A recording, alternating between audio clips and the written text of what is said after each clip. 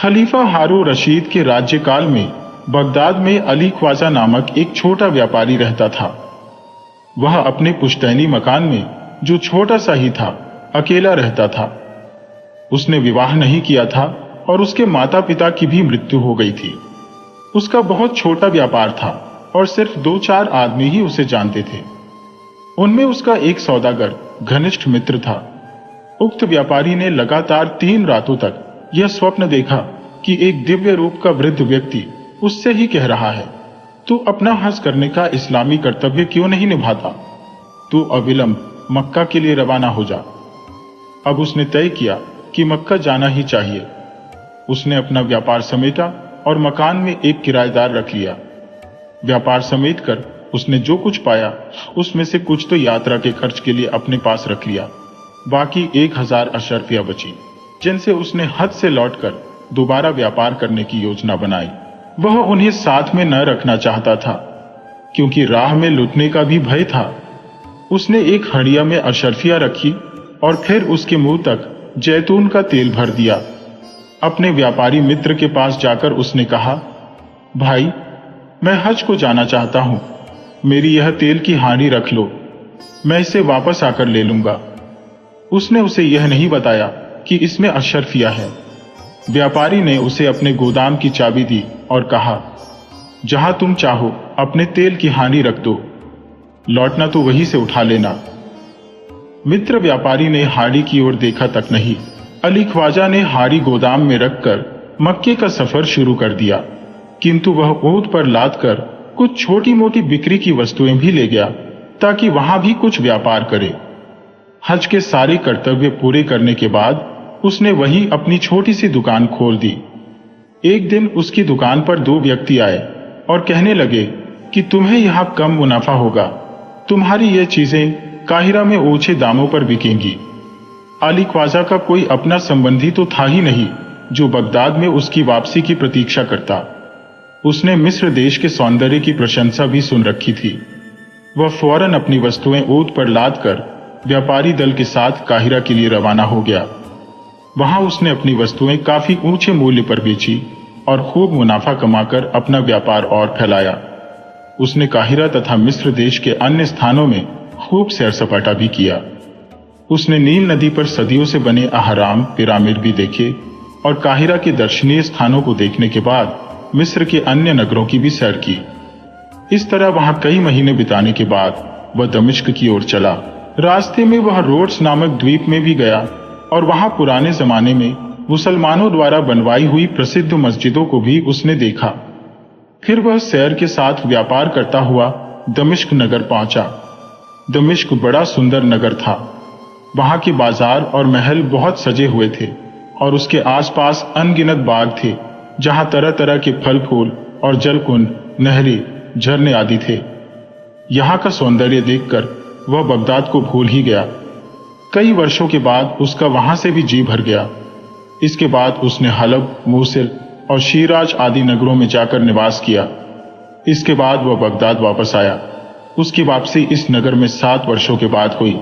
विदेश रहकर अली ख्वाजा ने केवल इतना व्यापार किया था कि उसका काम चलता रहा। बाकी समय में वह सैर सपाटा करता रहता था।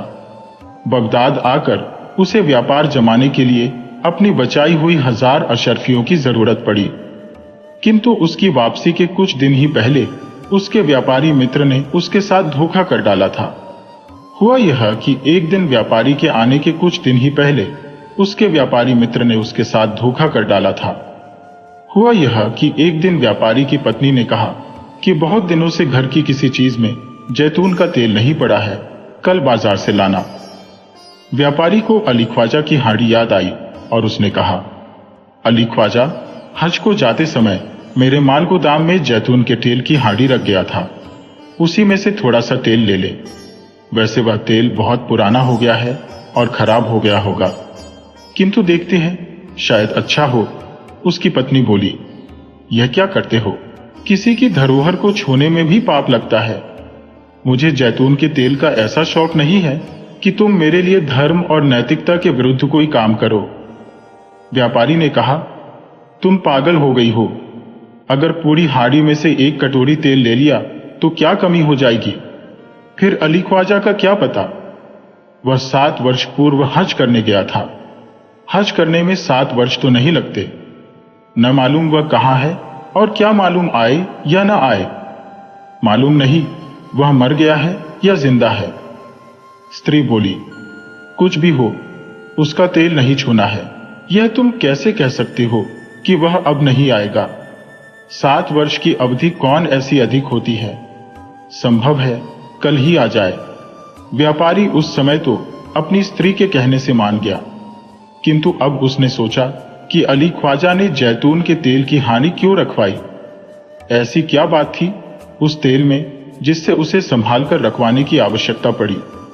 रात वह अपनी पत्नी से छुपकर गोदाम में यह देखने को गया कि वह तेल कैसा है और उसकी क्या दशा है।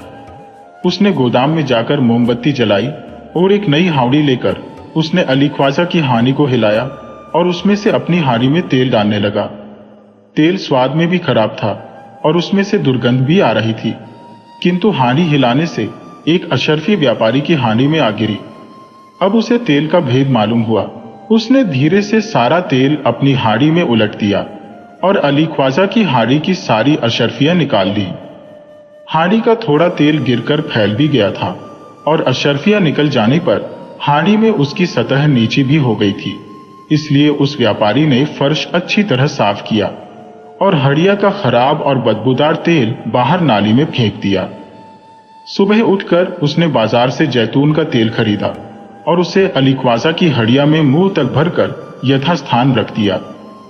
इसके 1 महीने बाद ही अली ख्वाजा विदेश यात्रा से लौटा और उसने अपने व्यापारी मित्र से अपनी तेल की हड़िया मांगी। व्यापारी ने कहा, भाई, मैंने तो तुम्हारी हंडिया देखी भी नहीं थी। तुम ही ने उसे गोदाम में रखा था। चाबी लो और जहां तुमने अपनी हंडिया रखी हो वहां से ले जाओ। अली ख्वाजा गोदाम में गया और अपनी हंडिया लेकर अपने घर चला गया। उसने घर जाकर हंडिया का तेल दूसरे बर्तन में डाला और अपनी अशर्फिया तलाश की, लेकिन उसे एक भी अशर्फी नहीं मिली। वह उलटे पांव व्यापारी मित्र के पास गया और बोला, इसमें रखी 1000 अशर्फिया कहाँ है? व्यापारी ने कहा, कैसी अशर्फिया? अली ख्वाजा ने रुआं से होकर कहा, भाई, मैं ईश्वर की सौगंध खाकर कहता हूं कि मैंने तेल की हड़िया की तह में 1000 अशर्फिया रखी थी। अगर तुमने उन्हें किसी जरूरत से खर्च कर दिया है तो कोई बात नहीं, बाद में वापस कर देना।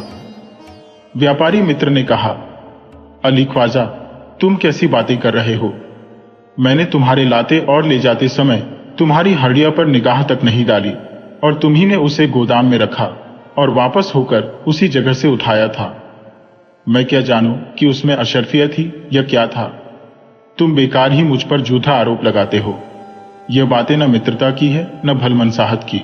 जब तुमने तेल की हांडी राखी थी तो तुमने तेल ही रखने को कहा था। अशर्फियों की तो कोई बात तुमने नहीं की थी। तुमने तेल कहा था, वह तुम्हें मिल गया। अगर उसमें अशर्फियां होती तो वह भी तुम्हें मिल जाती। अली ख्वाजा ने उसके बहुत हाथ पांव जोड़े। उसने कहा, अशर्फिया न मिली तो मैं बर्बाद हो जाऊंगा। मेरे पास इस समय कुछ भी नहीं है। उन्हीं अशर्फियों से मुझे व्यापार चलाना है। मुझ पर दया करो और मेरा माल मुझे दे दो। व्यापारी ने क्रुद्ध होकर कहा, अली ख्वाजा, तुम बड़े नीच आदमी हो। मुझ पर झूठा चोरी का आरोप लगा रहे हो और बेईमानी से मुझसे 1000 अशर्फिया ऐंठना चाहते हो। तुम भाग जाओ और कभी मेरे सामने न आना। झगड़ा बढ़ा तो मोहल्ले के बहुत से लोग जमा हो गए। कुछ लोग अली ख्वाजा को सच्चा समझते थे और कुछ व्यापारी को। शाम तक सारे बगदाद में अली ख्वाजा और उसके मित्र व्यापारी का झगड़ा मशहूर हो गया और लोग तरह तरह की बातें करने लगे। अली ख्वाजा ने काजी के पास जाकर नालिश की। उसने व्यापारी को बुलाया और दोनों के बयान सुने। उसने अली ख्वाजा से कहा, क्या तुम्हारे पास तुम्हारी बात सिद्ध करने के लिए कोई गवाह है? अली ख्वाजा ने कहा, कोई नहीं सरकार। मैंने भेद खुलने के डर से किसी को यह बात नहीं बताई थी। काजी ने व्यापारी से कहा कि क्या तुम ईश्वर की सौगंध खाकर कह सकते हो कि तुमने अशर्फिया नहीं ली? उसने कहा, ईश्वर की सौगंध, मैं अशर्फियों के बारे में कुछ नहीं जानता। यह सुनकर काजी ने उसे छोड़ दिया। अली ख्वाजा ने एक अर्जी खलीफा के नाम लिखी और खलीफा जब जुमे की नमाज को निकले तो उन्हें दे दी। उन्होंने अर्जी पढ़कर कहा, कल तुम उस व्यापारी को लेकर दरबार में आना, तभी मैं निर्णय दूंगा। उसी शाम को खलीफा अपने मासिक नियम अनुसार मंत्री जाफर के साथ वेश बदलकर प्रजा का हाल जानने को निकले। रात होने पर चांदनी फैल गई। खलीफा ने देखा कि एक मैदान में 10-12 लड़के खेल रहे हैं।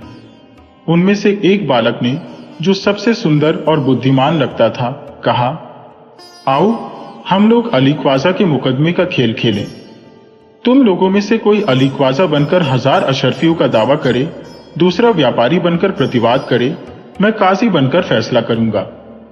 ये सुनकर खलीफा और जाफर छुप कर देखने लगे कि इस मुकदमे का, जिसकी अर्जी खलीफा को उसी दिन मिली थी, यह बालक किस तरह फैसला करते हैं। वह सुंदर और बुद्धिमान बालक एक ऊंची जगह पर काजी की तरह शान से बैठ गया और 2-1 लड़के उसके प्यादे आदि हो गए। एक लड़का अली ख्वाजा बनकर 1000 अशरफियों के लिए रोता पीटता आया। दूसरा लड़का व्यापारी बनकर गंभीरता से खड़ा हो गया। ऊंची जगह पर शान से काजी बने हुए लड़के ने अली ख्वाजा से पूछा, तुम्हारा क्या मामला है?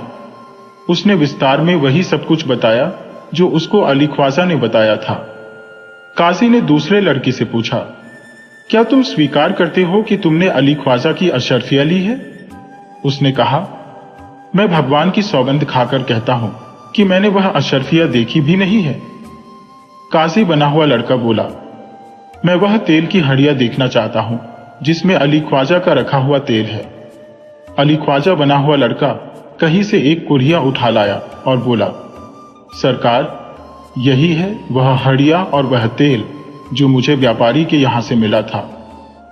काजी बने हुए लड़के ने कुल्हिया में उंगली डालकर झूठ मूठ ही तेल को चखा। फिर वह बोला, मेरा ख्याल था कि 7 वर्ष पुराना तेल बिल्कुल सड़ गया होगा। ये बड़े आश्चर्य की बात है कि इस तेल का स्वाद बहुत अच्छा है। यह पता लगाना कठिन है कि तेल नया है या पुराना।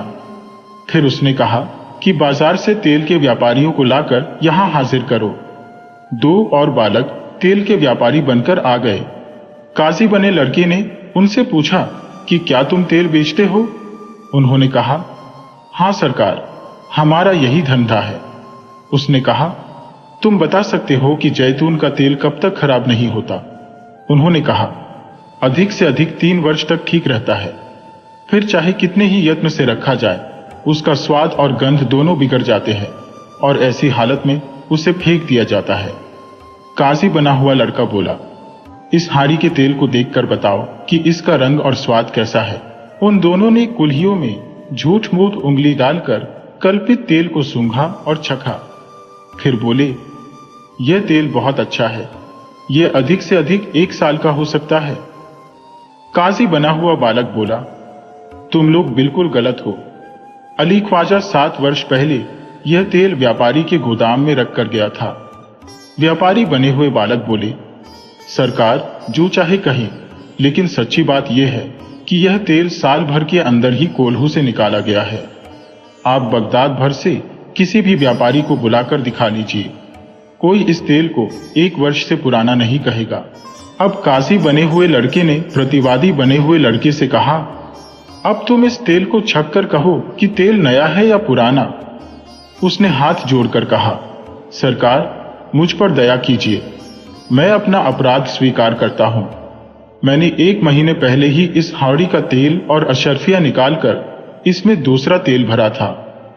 काजी बने हुए लड़के ने कहा, तुमने धरोहर में बेईमानी की और भगवान की झूठी सौगंध भी खाई। तुमने फांसी पाने का काम किया है और तुम्हें वही दंड मिलेगा। सिपाहियों, इसे पकड़ के ले जाओ। सिपाही बने हुए 2 लड़के उसे घसीट कर ले गए। बाकी लड़के उछल कूद करके शोर मचाने लगे। अदालत का खेल खत्म हो गया। खलीफा बालक की बुद्धि देखकर ताज्जुब में पड़ा। उसने जाफर से कहा, कल इन बालकों को दरबार में हाजिर करना। कल इसी बालक से फैसला करवाऊंगा। साथ ही बाजार से 2 तेल के व्यापारियों को भी ले आना। अली ख्वाजा को कहलवा भेजना कि नालिश के लिए आए तो तेल की हड़िया भी लेता आए। यह कहकर खलीफा महल में चला गया।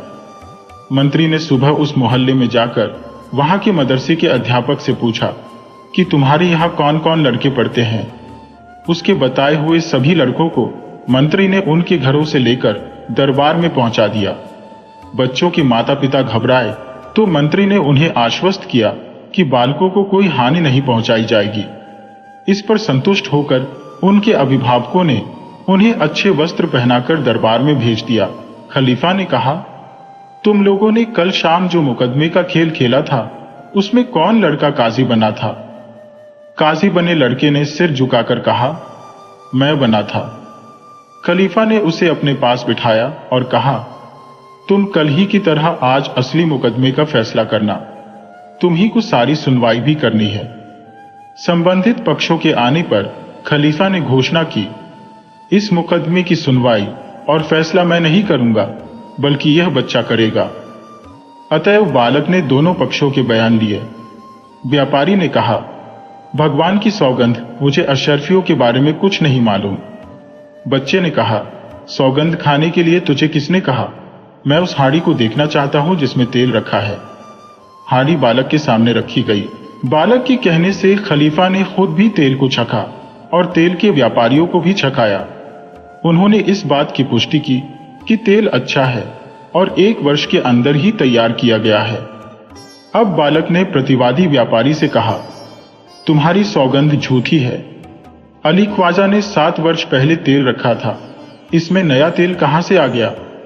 व्यापारी ने स्वीकार लिया कि उसने तेल बदला है और अशरफियां निकाली है। बालक ने हाथ जोड़कर खलीफा से कहा, सरकार, आपके आदेश से निर्णय मैंने कर लिया, किंतु आज के मुकदमे में दंड देना या न देना आपके हाथ में है। खलीफा ने कहा, मैं वही दंड नियत करता हूं जो तुमने किया था। व्यापारी की संपत्ति जब्त करके उसे फांसी दी जाए और उसकी संपत्ति में से 1000 अशरफिया अली ख्वाजा को दी जाए। उसने काजी बनने वाले बालक को 1000 अशरफिया का इनाम दिया और अन्य बालकों को भी कुछ इनाम दिया। फारस देश में कासिम और अली बाबा नाम के 2 भाई रहते थे। उन्हें पैतृक संपत्ति थोड़ी ही मिली थी, किंतु कासिम का विवाह एक धनी मानी व्यक्ति की पुत्री से हुआ था। उसे अपने ससुर के मरने पर उसकी बड़ी दुकान उत्तराधिकार में मिली और जमीन में गड़ा धन भी, इसलिए वह बड़ा समृद्ध व्यापारी बन गया। अली बाबा की पत्नी निर्धन व्यक्ति की पुत्री थी, इसलिए वह बेचारा गरीब ही रहा। वह अपने 3 गधे लेकर रोजाना जंगल में जाता और वहां लकड़ियां काटकर गधों पर लाद कर शहर लाता और उन्हें बेचकर पेट पालता। एक दिन अली बाबा ने जंगल में जाकर लकड़ियां काटी और उन्हें गधों पर लादा। वह उन्हें हाँक कर नगर की आरे आने ही वाला था कि एक ओर उड़ती हुई धूल को देखकर ठिठक गया। कुछ देर में उसे उस धूल के अंदर से सवार आते हुए दिखाई दिए। वह उनको देखकर घबरा गया। वह समझ गया था कि यह लुटेरे हैं। मेरे पास कुछ नहीं है तो वे मुझे मारकर मेरे गधों ही को ले जाएंगे। वह सोचने लगा कि जल्दी से जंगल से निकल जाए, किंतु यह संभव न था क्योंकि सवार बड़ी तेजी से आ रहे थे। उसने अपने गधों को इधर उधर हाँक दिया और खुद एक घने पेड़ पर चढ़ गया, जहां से वह तो सब कुछ देख सकता था, लेकिन उसे कोई नहीं देख सकता था। उस वृक्ष के पास एक बहुत ऊंचा पहाड़ था। सवार आकर उसी पहाड़ के पास उतर पड़े। अली बाबा को निश्चय हो गया कि यह डाकू है। उनके पास बड़े बड़े घोड़े थे, जिनमें परदेशी यात्रियों से लूटी हुई संपत्ति थी। अली बाबा ने गिनकर देखा तो वे संख्या में 40 थे। घोड़ों से उतरकर उन्होंने उनकी लगामें उतार दी और सोने चांदी से भरी बोरियां उतार ली। फिर उनके सरदार ने पहाड़ की खड़ी चट्टान के पास जाकर कहा, खुल जा समसम। समसम अरबी में तिल को कहते हैं। सरदार के यह कहते ही खड़ी चट्टान में एक द्वार खुल गया। सरदार और उसके 39 साथी उस दरवाजे से होकर अंदर चले गए। उनके अंदर जाने पर वह द्वार बंद हो गया और चट्टान जैसी की तैसी लगने लगी। अली बाबा ने एक बार सोचा कि पेड़ से उतरे और सारी लगामें एक घोड़े पर लादकर उस पर चढ़कर भाग जाए ताकि वे उसका पीछा न कर सके, किंतु डर था कि इस अवधि में वे निकल आए तो उसे मार ही डालेंगे। उसका सोचना ठीक था, क्योंकि थोड़ी ही देर में दरवाजा खुला और सारे लुटेरे बाहर आ गए। सबके बाद सरदार निकला और निकल कर बोला, बंद हो समसम। उसके यह कहते ही दरवाजा बंद हो गया और चट्टान पूर्ववत हो गई। इसके बाद इन लुटेरों ने अपने अपने घोड़ों पर जीने कसी और लगामें लगाई और खाली बोरियां लेकर जिधर की ओर से आए थे उधर ही की ओर चले गए। स्पष्ट था कि वे दूसरी बार डाका मारने जा रहे थे। कुछ ही देर में वे नजरों से गायब हो गए और उनके घोड़ों के सुमों से उड़ी हुई धूल भी बैठ गई। उन लोगों के प्रस्थान के कुछ देर बाद अली बाबा पेड़ से उतरा। उस समय तक उसे विश्वास हो गया था कि लुटेरे जल्द वापस न आएंगे। वह चट्टान के पास गया और उसने चाहा कि इस बात की परीक्षा करें कि वह भी दरवाजे को खोल सकता है या नहीं। चुनांचे उसने जोर से कहा, खुल जा समसम। उसके यह कहते ही चट्टान में दरवाजा खुल गया। वह अंदर गया तो उसने देखा कि गुफा बहुत लंबी चौड़ी और साफ सुथरी है। उसे यह देखकर बड़ा ताज्जुब हुआ कि पहाड़ खोदकर कैसे इतनी लंबी चौड़ी जगह निकाली गई। गुफा का विस्तार तो बहुत था, किंतु उसकी छत आदमी की ऊंचाई से कुछ ही अधिक थी। किंतु इधर उधर पहाड़ के ढलान पर बने हुए सुराखों से उसमें ऐसी रोशनी आ रही थी कि सब कुछ दिखाई दे रहा था। अली बाबा ने देखा कि वह पूरी गुफा मूल्यवान वस्तुओं से भरी पड़ी है। हर प्रकार के माल की गठरियां वहां रखी दिखाई दी। कई जगह फर्श से लेकर छत तक बहुमूल्य वस्त्रों यथा कमख्वाब, चिकन, अतलस आदि के थान कायदे से रखे हुए थे। इसके अतिरिक्त बहुमूल्य मसालों और कपूर आदि की पेटियां थी। गुफा के एक सिरे पर कई संदूक और कई घड़े अशर्फियों, रुपयों आदि से भरे हुए रखे हुए थे। अली बाबा के सामने स्पष्ट हो गया कि यह सारी संपत्ति इन 40 लुटेरों ही की जमा की हुई नहीं है, बल्कि सैकड़ों वर्षों से इन लुटेरों के पूर्वज इसे उस गुफा में जमा करते आए हैं, क्योंकि जहां तक दृष्टि जाती थी वहां तक गुफा में मूल्यवान वस्तु रखी दिखाई देती थी। अली बाबा के अंदर जाते ही गुफा का द्वार बंद हो गया। ये द्वार इसी प्रकार बना था कि लोगों के अंदर जाते ही अपने आप बंद हो जाता था। अली बाबा जितनी अशर्फियों की थैलियां उठा सकता था उतनी उठा लाया और मंत्र द्वारा दरवाजा खुलवाकर उसने अपने गधों पर थैलियां लादी और उन्हें छुपाने के लिए कुछ लकड़ियां रखी और फिर कहा, बंद हो जा समसम। उसके यह कहते ही गुफा का द्वार बंद हो गया। अली बाबा रोज की भांति गधे हाँकता हुआ अपने घर आ गया। घर के अंदर गधे लाकर उसने दरवाजा बंद किया और एक ओर लकड़ियां रख दी और दूसरी ओर अशर्फियों की थैलियां। आज उसे लकड़ियों की चिंता नहीं थी। जब वह अशर्फियों को अपनी स्त्री के पास ले गया तो वह बहुत घबराई। उसने समझा कि अली बाबा इन्हें किसी से लूट कर या किसी के यहां से चुरा कर लगाया है। उसने अपने पति को बहुत भला बुरा कहा और कहने लगी, मैं तो मेहनत की थोड़ी कमाई में खुश हूं। जो माल तुम लूट कर लाए हो उसे मैं हाथ भी नहीं लगाऊंगी। अली बाबा ने कहा, तू मूर्ख है, मैंने कोई अपराध करके इन्हें प्राप्त नहीं किया। तुम पूरा हाल सुनोगी तो इस ईश्वरीय देन पर प्रसन्न होगी। यह कहकर उसने सारी कहानी सुनाकर अपनी पत्नी को संतुष्ट कर दिया। अली बाबा ने उन्हें उसके सामने धीर कर दिया तो स्त्री की आंखें चौंधिया गईं। फिर वह अशर्फियों को गिनने लगी। अली बाबा ने कहा, तुम्हें बिल्कुल समझ नहीं है। यह अशर्फिया इतनी है कि शाम तक गिनती रहोगी। लाओ, मैं गड्ढा खोदकर इन्हें गाड़ देता हूं कि किसी को इसका पता न चले। उसकी पत्नी ने कहा, अच्छा, मैं इन्हें गिनूंगी नहीं, किंतु अंदाजा जरूर करना चाहती हूं कि यह कितनी है। मैं इन्हें तोल लूंगी। यह कहकर वह कासिम के घर गई और उसकी स्त्री से तराजू मांगने लगी। कासिम की स्त्री को ताज्जुब हुआ कि इन रोज बाजार से लाने और खाने वाले लोगों के पास कौन सा अनाज आ गया जिसे यह तोलना चाहती है।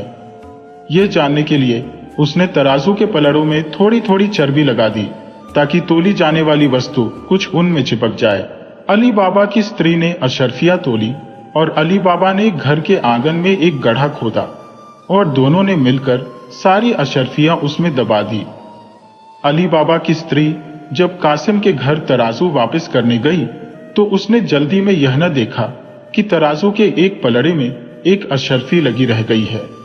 वह तो तराजू देकर लौट आई। उधर कासिम की स्त्री ने तराजू में अशर्फी चिपकी देखी तो पहले तो उसकी समझ में न आया।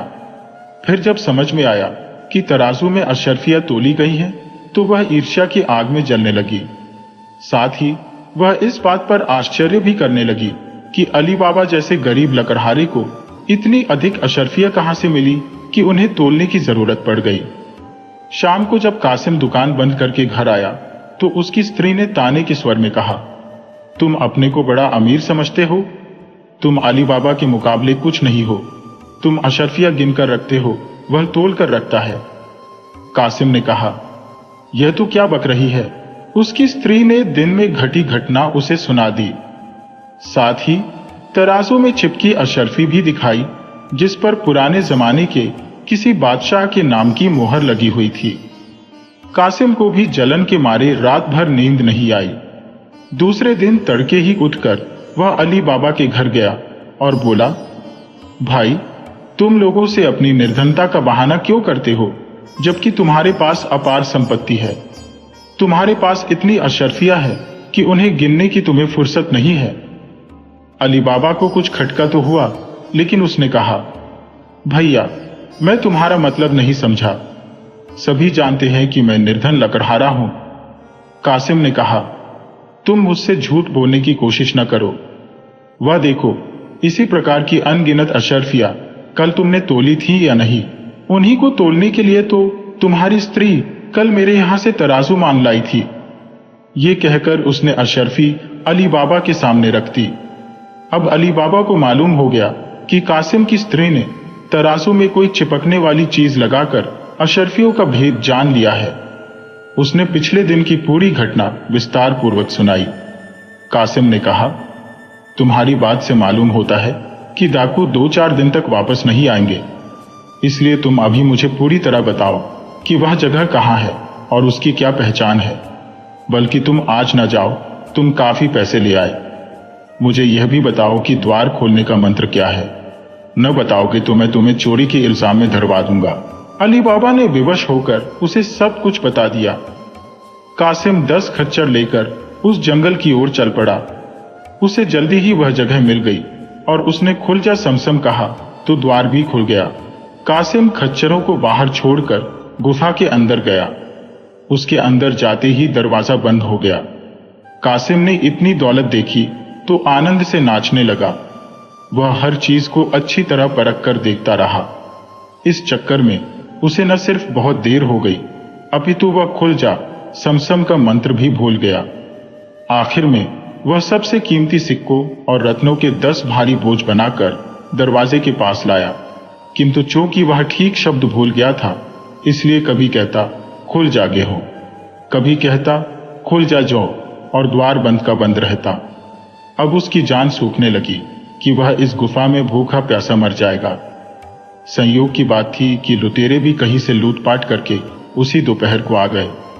उन्होंने गुफा के बाहर 10 खच्चर बंधे देखे तो उन्हें आश्चर्य हुआ कि इन खच्चरों को यहां कौन लाया है।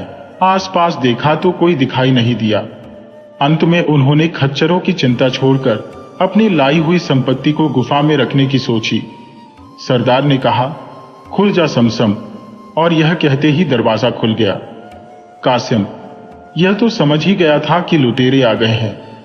वह दरवाजा खुलते ही जान बचाने के लिए बाहर भागा, लेकिन डाकुओं ने उसे वहीं दबोच लिया। वे उसे घसीटकर गुफा के अंदर ले गए और उसे मारकर उसके शरीर के 4 टुकड़े कर दिए। वे लोग देर तक इस बात पर बहस करते रहे कि इस आदमी को इस गुफा का भेद कैसे मालूम हुआ और किसने इसे गुप्त द्वार खोलने की तरकीब बताई। देर तक बहस करने के बाद भी वे किसी नतीजे पर न पहुंचे। उन्होंने तय किया कि लाश को गुफा के अंदर ही सड़ने दिया जाए, क्योंकि बाहर फेंकने से यह खतरा था कि औरों की निगाह पड़ेगी। उन्होंने दरवाजे के पास ही इधर उधर लाश के टुकड़े फेंक दिए और लूट का माल रखकर जल्दी से बाहर आ गए। जल्दी और कासिम के द्वारा की हुई गड़बड़ से उन्हें यह न मालूम हुआ था कि अशरफिया कम हो गई है। वे बाहर आकर कासिम के खच्चर भी हाँक ले गए और आश्वस्त हो गए कि अब इनका भेद कोई नहीं जानता। इधर रात होने पर भी जब कासिम घर वापस नहीं लौटा तो उसकी स्त्री अली बाबा के घर आई। उसे यह तो मालूम नहीं था कि अली बाबा और कासिम में क्या बात हुई थी और अली बाबा ने उसे क्या बताया था। उसने अली बाबा से कहा, तेवर जी, तुम्हारे भाई साहब दिन में 10 खच्चर लेकर न जाने कहां चले गए हैं। मुझसे कह गए कि 2-3 घंटों में वापस आ जाऊंगा। देर हुई तो मैंने दुकान में भी पूछवाया। वहां नौकरों ने बताया कि आज मालिक आए ही नहीं। अब रात हो गई है, अभी तक वह नहीं आए हैं। समझ में नहीं आता क्या करूं और किससे पूछूं। तुम ही कुछ पता लगाओ उनका। अली बाबा का माथा ठनका कि जंगल में कहीं कुछ गड़बड़ हो गई। प्रकट में उसने कहा, भाभी घबराओ नहीं, भैया होशियार आदमी है, कोई बच्चे नहीं है, किसी जरूरी काम से कहीं रह गए होंगे, सुबह तक आ ही जाएंगे। वैसे भी रात को कहां तलाश किया जाए, शहर का फाटक भी बंद हो गया होगा, इसलिए बाहर भी नहीं जाया जा सकता। कासिम की पत्नी विवश होकर घर लौट गई। वह रात भर अपने पति के लिए व्याकुल रही और चुपके चुपके रोती रही। उसे आवाज इसलिए दबानी पड़ी कि उसे पति के गायब हो जाने में किसी रहस्य का आभास हो गया था और वह यह नहीं चाहती थी कि इस बात का पता पड़ोसियों को चले। वह बार बार स्वयं को धिक्कारती थी कि उसे अली बाबा के भाग्य से क्यों ईर्ष्या हुई और क्यों उसने अपने पति को उकसाया। अब न जाने वह किस मुसीबत में पड़ा हो। सुबह वह फिर अली बाबा के पास गई और उसने कहा, तुम्हारे भाई अब तक नहीं लौटे, कुछ पता लगा गो। अली बाबा ने अपनी भावज को सांत्वना देकर उसके घर भेजा और खुद अपने 3 गधे लेकर जंगल में गया और उसी गुफा के पास पहुंचा। उसे वहां अंदर की ओर से रिसा हुआ कुछ खून दिखाई दिया। बाहर 10 खच्चरों में से एक भी न था। उसे विश्वास हो गया कि कासिम के साथ बुरी बीती। उसने इधर उधर देखकर कहा, खुल जा समसम। दरवाजा खुल गया और उसके अंदर जाते ही बंद हो गया। अंदर जाते ही अली बाबा चौंक पड़ा। दरवाजे के पास ही दोनों ओर कासिम की लाश के 2-2 टुकड़े पड़े थे। उसे समझने में देर न लगी कि कासिम के रहते ही डाकू वापस आ गए और उन्होंने उसे मार डाला और खच्चर भी ले गए। उसने वहीं से एक चादर उठाकर कासिम के शरीर के टुकड़ों की गठरी बनाई। ढेर सारी और अशरफियां भी 2 बोरियों में भरी और मंत्र से द्वार खोलकर बाहर आ गया। उसने एक गद्दी पर कासिम की लाश और बाकी 2 पर अशरफियां लादी और उन्हें लकड़ियों से छिपाकर होशियारी से शहर में होता हुआ अपने घर आया। उसने अशरफियों की बोरियां अपनी पत्नी को दी, किंतु कासिम का कुछ हाल उसे नहीं बताया और तीसरा गदा लेकर वह कासिम के घर पहुंचा। आवाज देने पर कासिम की दासी ने, जिसका नाम मर्जीना था और जो बहुत होशियार थी, दरवाजा खोला। अली बाबा ने गधा अंदर करके दरवाजा बंद कर लिया और मर्जीना को कासिम के बारे में बताया और कहा, समझ में नहीं आता इसकी मौत कैसे बताई जाए और इस टुकड़े टुकड़े शरीर को कैसे दफन किया जाए। मर्जीना ने कुछ सोचकर कहा, आप मालकिन को संभालें, बाकी काम मैं ठीक कर लूंगी। अली बाबा अपनी भावज के पास गया तो उसने कहा, क्या खबर लाए? भगवान सब भला करे, तुम्हारे चेहरे पर दुख दिखाई देता है। अली बाबा ने उसे कासिम की लाश के 4 टुकड़ों में मिलने की बात बताई। वह चीख कर रोने लगी तो अली बाबा ने उसे डांट कर कहा, क्या करती हो भाभी? भैया तो गए ही, क्या अब रो पीट कर तुम सारा भेद खोलना चाहती हो? लोगों को असलियत मालूम हुई तो हम सबकी जानों पर बन आएगी। या तो शहर कोतवाल हमारे धन के लालच में हम पर कासिम की हत्या का आरोप लगाकर फांसी दे देगा, या डाकुओं को पता चला तो वे आकर हमें मार डालेंगे। कासिम की स्त्री ने कहा, मैं कहां जाऊंगी, क्या करूंगी? मेरा तो कोई लड़का भी नहीं जो दुकान संभाले। अली बाबा बोला, बाद में सब ठीक हो जाएगा, मैं तुमसे विवाह कर लूंगा। मेरी स्त्री सुशीर है, वह तुमसे झगड़ा न करेगी। पहले भैया के दफन का प्रबंध तो कर लें। कासिम की स्त्री चुपचाप आंसू बहाने लगी। उधर मर्जीना पहले एक अत्तार की दुकान पर गई और उसे मरणासन्न रोगी को दी जाने वाली दवा मांगी। अत्तार ने पूछा कि ऐसा बीमार कौन है, तो उसने कहा कि मेरे मालिक की दशा बहुत खराब है। अत्तार ने एक दवा दी और कहा कि इससे ठीक न हो तो फिर आना, मैं और प्रभावकारी औषधि दूंगा। मर्जीना दवा लेकर एक बूढ़ी मूची के पास, जो दूर के एक मोहल्ले में रहता था, गई। मूची का नाम मुस्तफा था। उसकी दुकान में अंधेरा सा था, लेकिन वह डटकर काम कर रहा था। मर्जीना बोली, बाबा मुस्तफा, तुम तो बड़ी होशियार आदमी मालूम होते हो, इतने अंधेरे में ऐसी नाजुक सिलाई कर रहे हो। मोची हंसकर बोला, लड़की, तू समझती क्या है, मैं तो इससे अधिक अंधेरे में तुझे काट कर दोबारा जोड़ दूं। मर्जीना ने पास आकर फुसफुसाकर कहा, बाबा, मुझे तुम मत काटो जोड़ो, लेकिन एक ऐसा ही काम है, दाम अच्छे मिलेंगे लेकिन किसी को पता न चले, एक अशर्फी मिलेगी। अशर्फी के लालच में बूढ़ा तैयार हो गया। मर्जीना ने कहा, किंतु उस चौराहे के आगे मैं तुम्हारी आंखों पर पट्टी बांध दूंगी। बूढ़ा पहले इस पर तैयार नहीं हुआ, किंतु जब उसे मर्जीना ने एक अशर्फी और देने का वादा किया तो वह तैयार हो गया। उस समय तक अंधेरा हो गया था। चौराहे पर आकर मर्जीना ने उसकी आंखों पर पट्टी बांधी और गलियों गलियों उसे अपने घर तक लाई। बूढ़ा घात था, वह अपने कदम गिनता गया और मोड़ों का ध्यान रखता गया। घर ले जाकर उसने एक कोठरी में रखी कासिम की लाश उसे दिखाकर कहा, इन टुकड़ों को सीकर एक पूरा शरीर बनाना है। मुस्तफा को और भेद जानकर क्या करना था। उसने घंटे 2 घंटे में टुकड़े सीकर पूरा शरीर बना दिया। मर्जीना ने उसे 2 के बजाय 3 अशर्फियां दी और कहा, मैं तुम्हें जिस तरह लाई थी उसी तरह वापस तुम्हारी दुकान के सामने वाले चौराहे पर पहुंचा दूंगी। यह अतिरिक्त अशर्फी इसलिए है कि तुम इस बात को गुप्त रखो। मुस्तफा ने यह वादा कर लिया। मर्जीना रात ही में मुस्तफा को उसकी दुकान के सामने वाले चौराहे पर उसकी आंखों में पट्टी बांधकर छोड़ आई। घर में उसने और अली बाबा ने मिलकर लाश को नहलाया और कफन में लपेट दिया। दूसरी सुबह मर्जीना फिर रोती हुई अत्तार के पास गई और उससे कहा, जो दूसरी दवा तुम कहते थे वह दे दो। मालिक की हालत अब तब हो रही है, मालूम नहीं यह दवा भी वे ले सकेंगे या पहले ही दम तोड़ देंगे। अत्तार ने दवा दे दी और मर्जीना चली गई। अत्तार ने और लोगों को भी कासिम की हालत के बारे में बताया। कासिम मोहल्ले का प्रतिष्ठित व्यक्ति था, इसलिए कई आदमी उसके द्वार पर उसका हाल पूछने आ गए। कुछ ही देर में घर के अंदर से रोने पीटने की आवाजें आने लगी और 10-5 मिनट में अली बाबा आंसू पोंछते हुए आया। उसने लोगों को बताया कि कल सुबह ही कासिम को जानलेवा रोग हुआ और आज सुबह ही उसने दम तोड़ दिया। सब लोगों ने इस पर खेद प्रकट किया। मोहल्ले के और बहुत से लोग आए। मस्जिद के इमाम भी आ गए। लाश को मोहल्ले के कब्रिस्तान में ले जाकर दफन कर दिया गया। मस्जिद के इमाम ने जनाजे की नमाज पढ़ी और इस तरह कासिम की बीमारी से स्वाभाविक मृत्यु की बात मोहल्ले में मशहूर हो गई। अली बाबा ने 40 दिन तक घर में बैठकर अपने भाई के लिए रस्म के अनुसार शोक किया। चहलुम के बाद वह अपने बड़े भाई के घर में, जो स्वभावतः ही काफी लंबा और चौड़ा था, आ गया और उसकी पत्नी और एकमात्र पुत्र वहीं रहने लगे। मातम की मुद्दत खत्म होने के बाद अली बाबा ने अपनी विधवा भावज के साथ निकाह कर लिया था। अली बाबा का पुत्र, जो किसी व्यापारी के साथ व्यापार का काम सीख चुका था, कासिम की दुकान को संभालने लगा और अली बाबा घर में आराम से रहने लगा।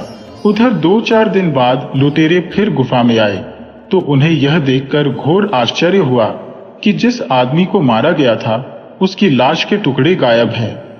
इसके साथ ही उन्होंने यह भी देखा कि अशर्फियों के ढेर में से 4-5 गोरी अशर्फियां भी गायब हो गई हैं। जाकुओं ने सोचा कि यह तो बहुत बुरी बात हुई। मृत मनुष्य के अलावा भी कोई आदमी ऐसा है जो गुफा के भेद को और उसे खोलने की तरकीब को जानता है। वह मृतक के शरीर के टुकड़े भी उठा ले गया है और धन को भी। स्पष्ट है कि वह मृतक का कोई संबंधी होगा, लेकिन जब मृतक ही का पता नहीं तो संबंधी का पता कैसे चले? सरदार ने कहा, भाइयों, हाथ पर हाथ धरकर बैठने से काम नहीं चलेगा।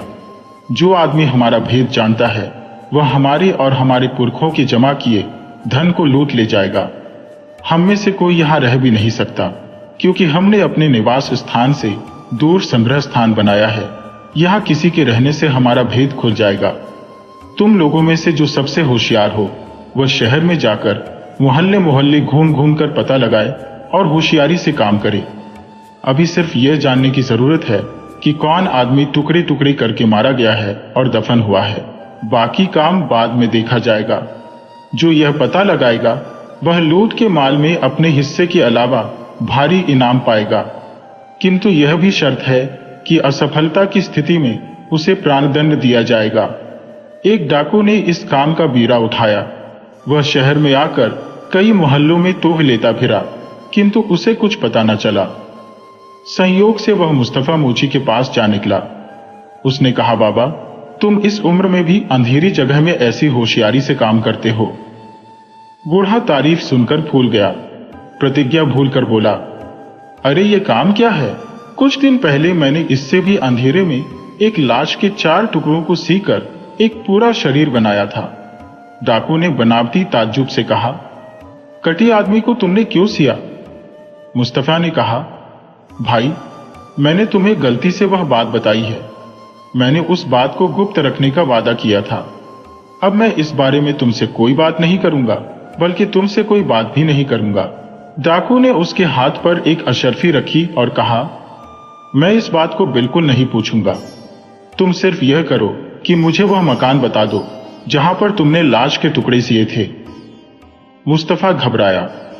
उसने कहा, तुम अपनी अशर्फी वापस ले लो।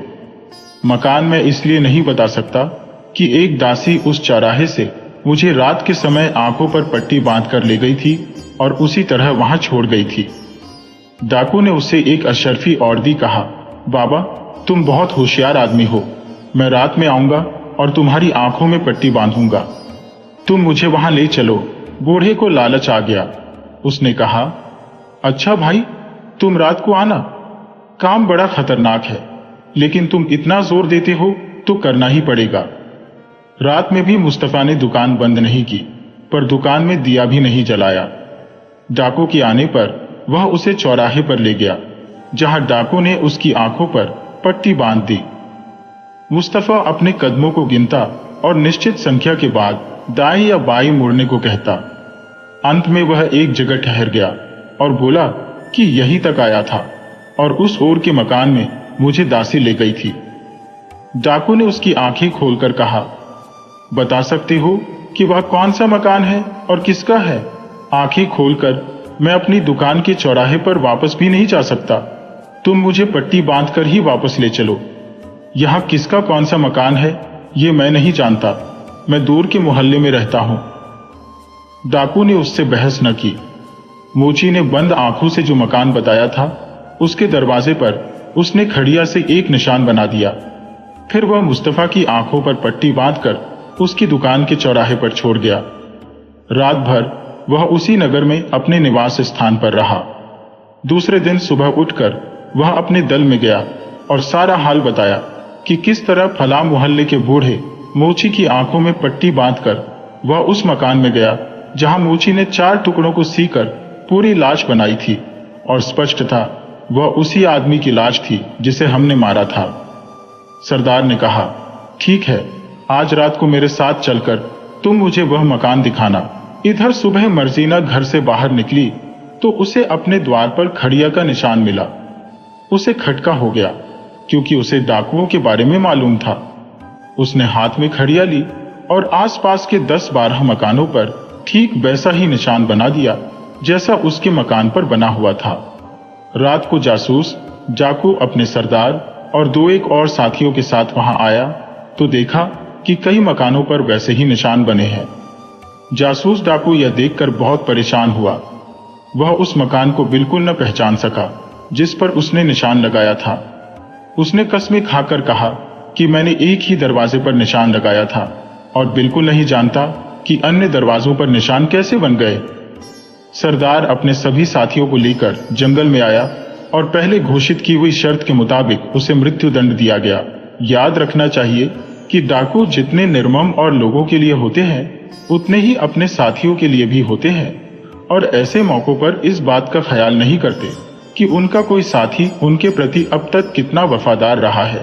खैर, उस जासूस डाकू को मारने और उसकी लाश ठिकाने लगाने के बाद डाकू फिर सोच विचार करने लगे कि कैसे उस आदमी का पता लगाया जाए जो गुफा का भेद जान गया है।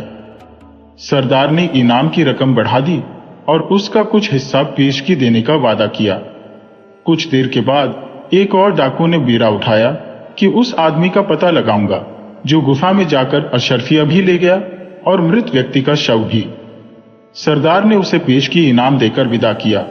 वह डाकू कुछ दिनों तक इधर उधर पूछता रहा, फिर वह भी मुस्तफा मूची के पास पहुंचा। मुस्तफा को इस तरह भारी इनाम पाने की आदत पड़ गई थी और उसे यह विश्वास हो गया था कि इस सौदे में उसे किसी तरह का खतरा नहीं है।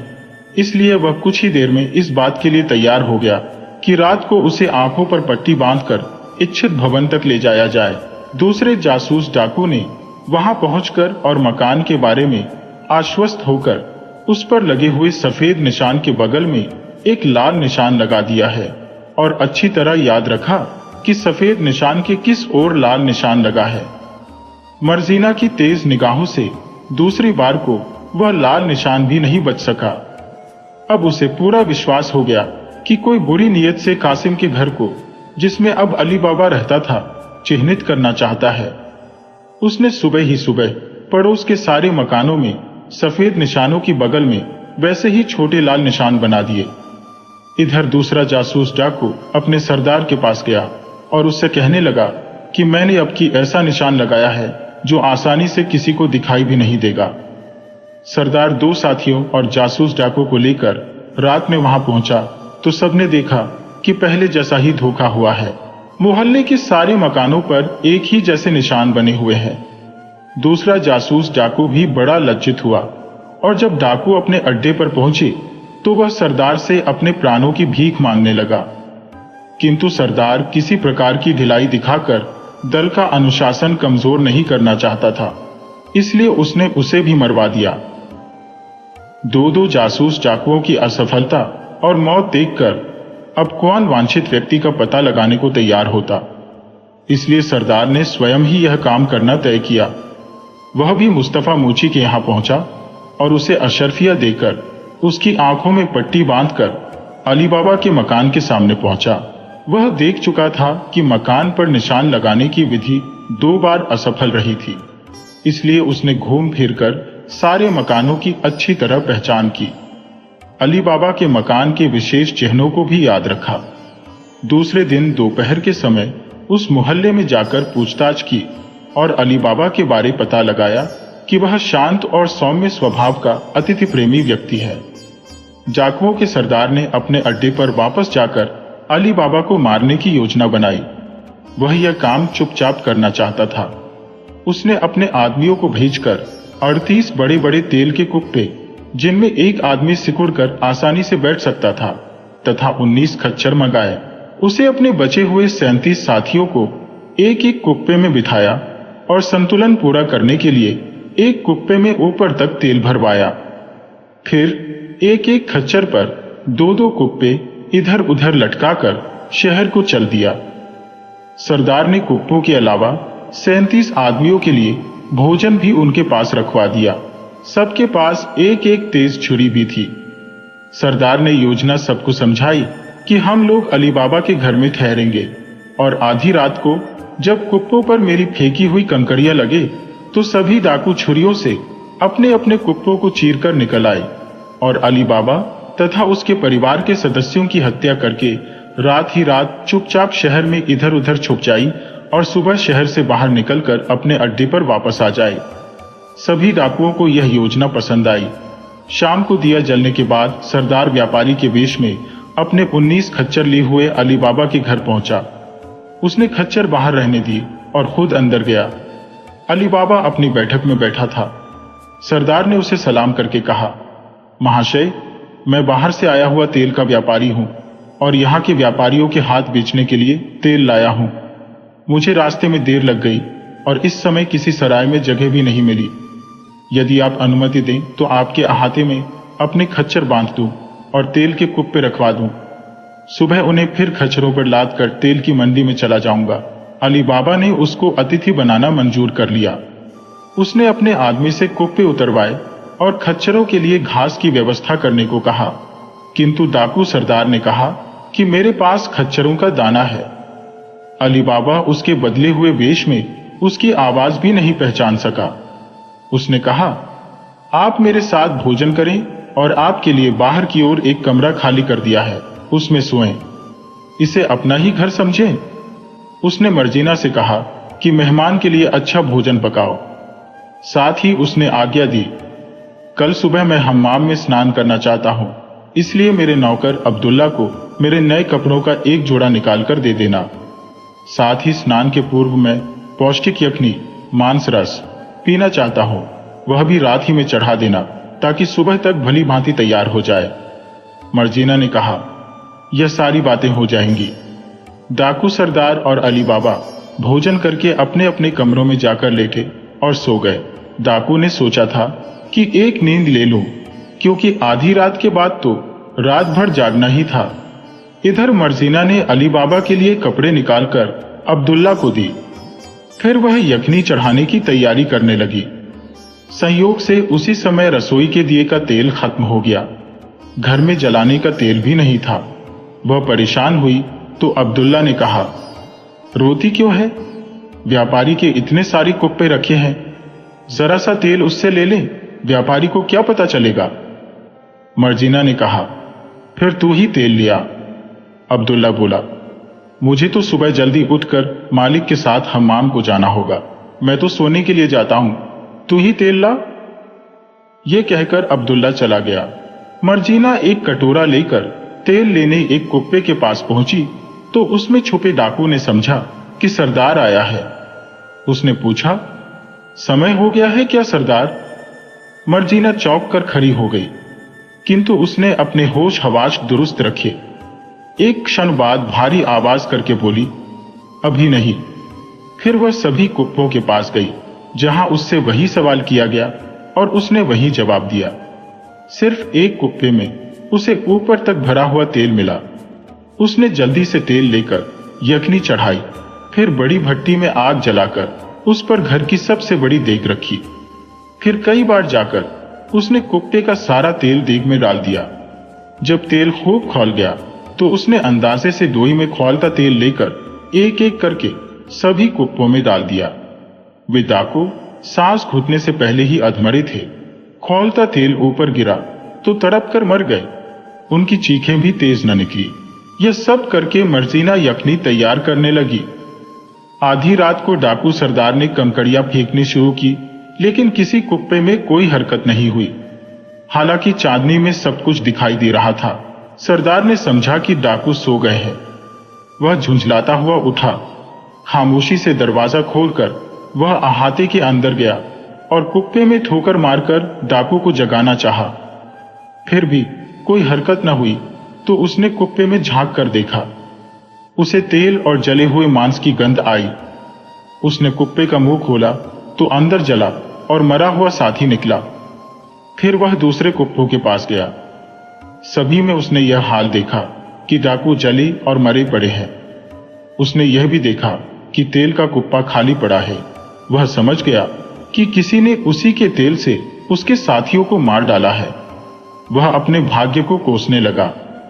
कहां तो वह यह सोचकर आया था कि अली बाबा को मारकर अपना कोष सुरक्षित करे, यहां यह हो गया कि उसका पूरा दल ही खत्म हो गया।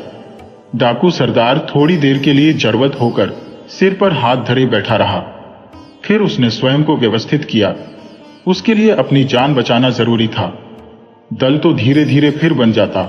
वह दरवाजे को खोलकर नहीं जा सकता था क्योंकि उसमें ताला लगा हुआ था। इसलिए वह दीवार पर चढ़ा और बाहर सड़क पर कूद गया और भागता हुआ दूर जाकर कहीं छुप रहा। मर्जीना ने उसे अपने कमरे से निकलते, कुप्पों के पास जाते और फिर दीवार पर चढ़कर बाहर छलांग मारते देखा। उसने सोचा कि डाकुओं का दल तो समाप्त हुआ, लेकिन उनका सरदार बच रहा है। वह अकेला क्या कर लेगा? अकेला डाका भी नहीं डाल सकता।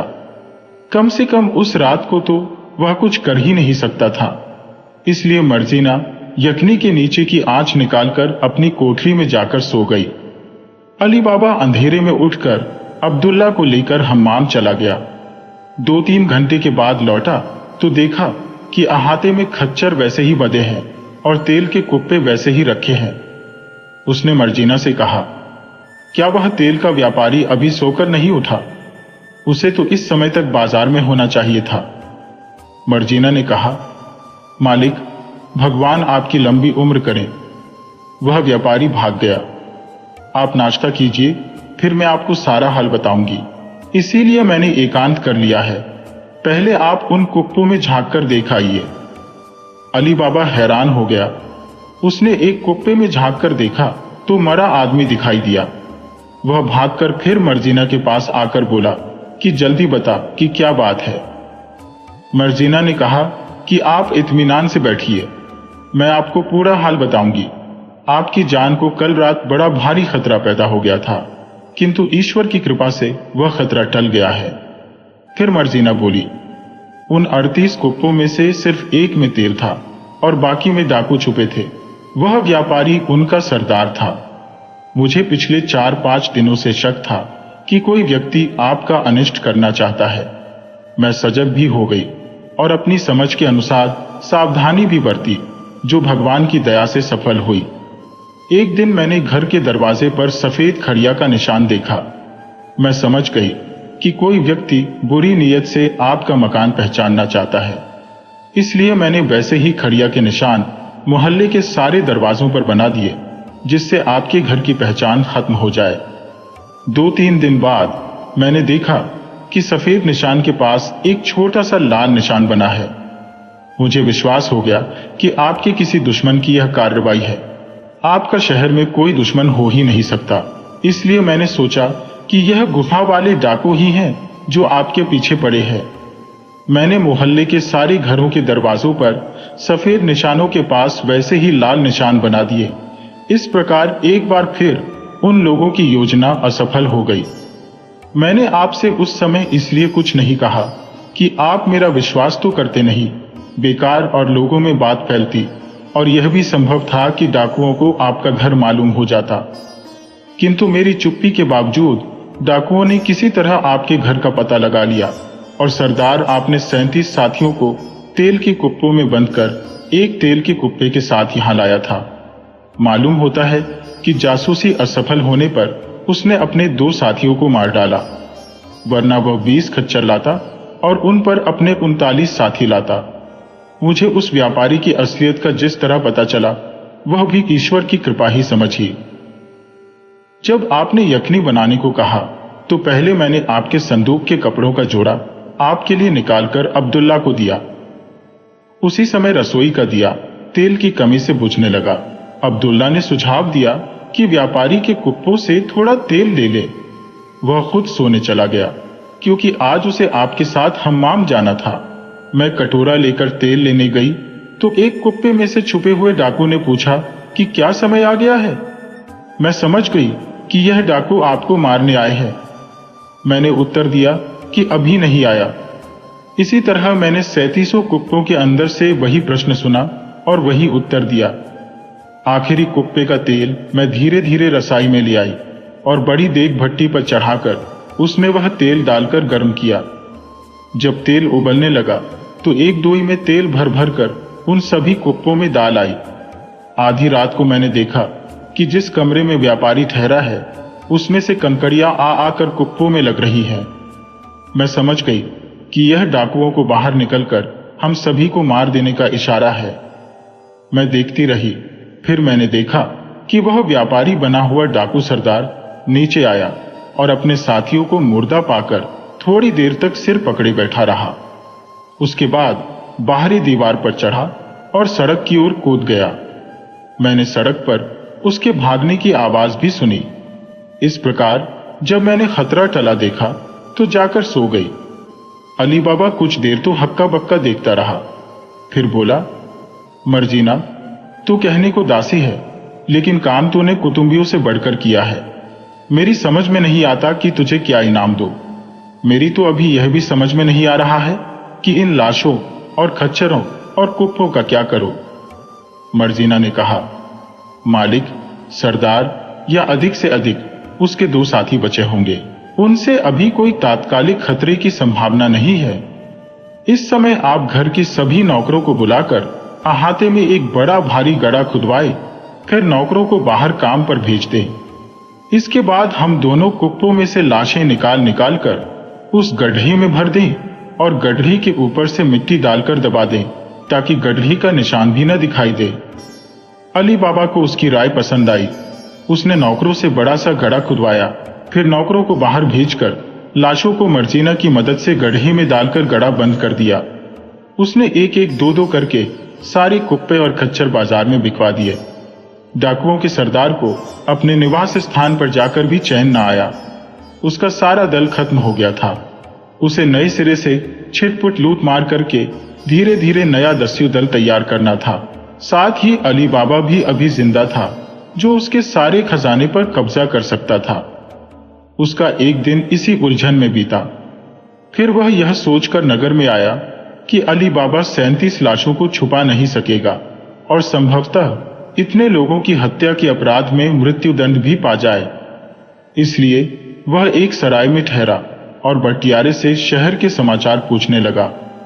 भटियारों को इन बातों के सुनाने में मजा आता है, किंतु जैसा समाचार वह सुनना चाहता था वैसा भटियारा उसे न सुना सका।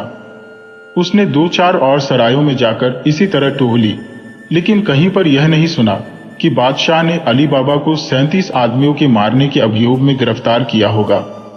ऐसा होता तो डाकू सरदार का एकमात्र शत्रु उसके हाथ पांव हिलाए बगैर ही मारा जाता, किंतु ऐसा नहीं होना था।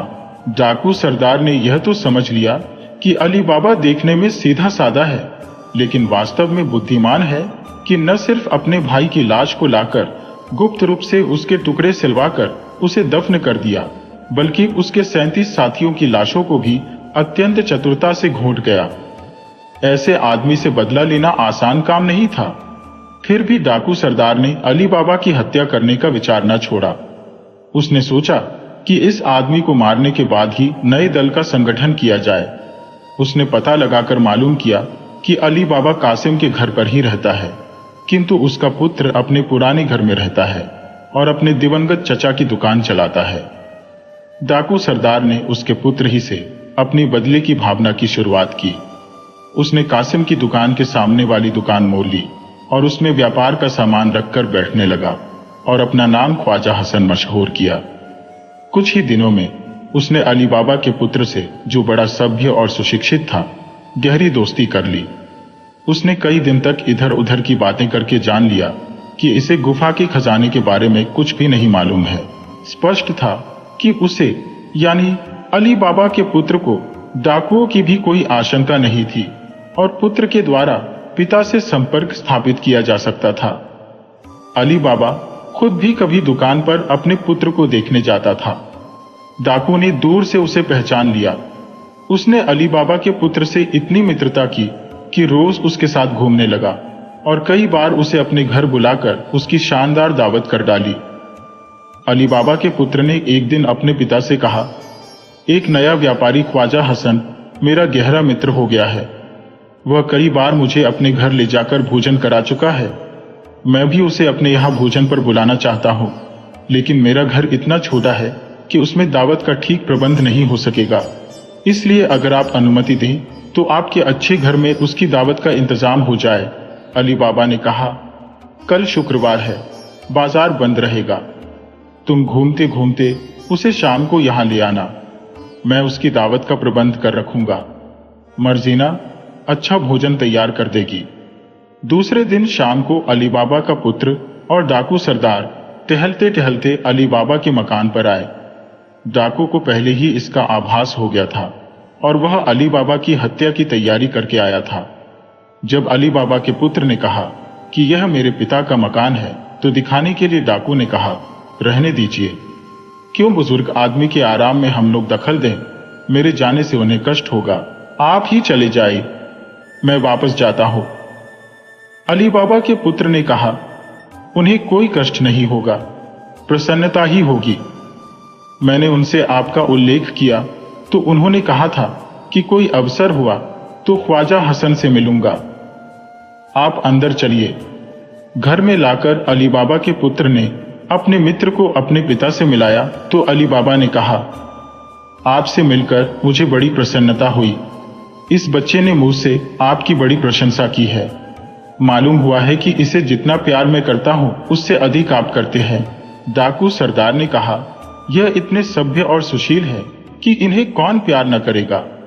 इनकी नौजवानी ही है, लेकिन इनकी बुद्धिमानी, व्यवहार कुशलता और गंभीरता अधिकतर वयस्कों से भी अधिक है। क्यों न हो, यह पुत्र तो आप ही जैसे सज्जन के हैं। इसी प्रकार उन लोगों में बहुत देर तक सौहार्द और शिष्टाचारपूर्ण बातें होती रही। फिर डाकू सरदार ने घर जाने की अनुमति मांगी। अली बाबा ने कहा, यह आप क्या कह रहे हैं? बगैर भोजन किए आप यहां से नहीं जाएंगे, बल्कि आज रात आप मेरी कुटिया में मेहमान रहेंगे। मैं जानता हूं कि यहां आपको अपने घर जैसा आराम न मिलेगा, न हमारे घर का रूखा सूखा भोजन आपके योग्य होगा। फिर भी मेरी प्रसन्नता के लिए आप मेरा अनुरोध स्वीकार करें। डाकू ने कहा, ऐसी बातें करके आप मुझे लज्जित कर रहे हैं। आपके यहां किस चीज की कमी है? लेकिन